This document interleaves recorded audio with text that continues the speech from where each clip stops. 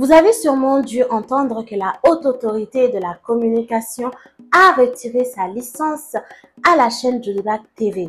Une décision pour nous femmes et hommes de médias et même pour la nation malienne mauvaise et même très mauvaise.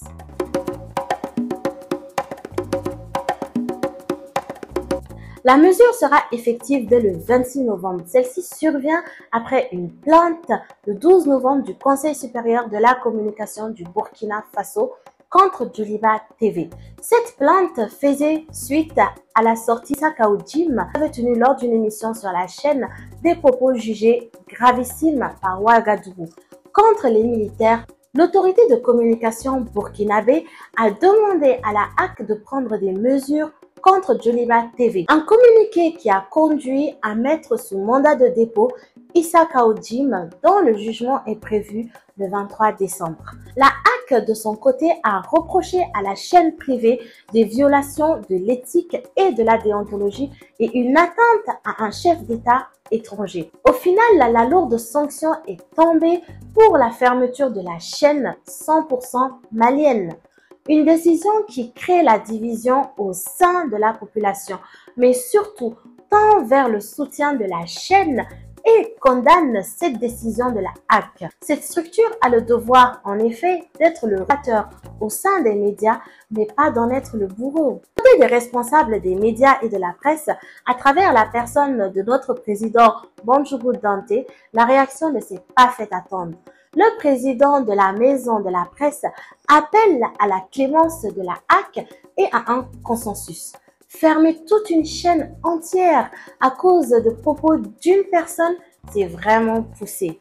D'autant plus que c'est une quarantaine de chefs de famille qui se retrouveront au chômage. Pour aller plus loin, si la HAC décide de ne pas revenir sur sa décision trop radicale, le président de la maison de la presse prévient. Ni téléso de datu ni ko inkama.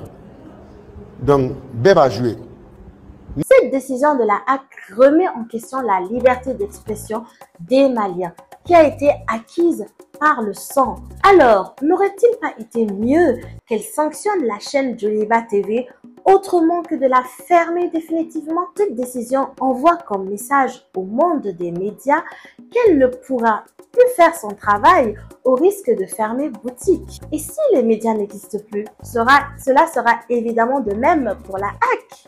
En lieu et place, ne serait-il pas mieux enfin de faire le ménage dans le monde des médias qui en a fortement besoin? Thierry Mboubey Maïga, un des pionniers de la presse privée malienne, souligne le fait qu'il est clair que la HAC outrepasse ses prérogatives.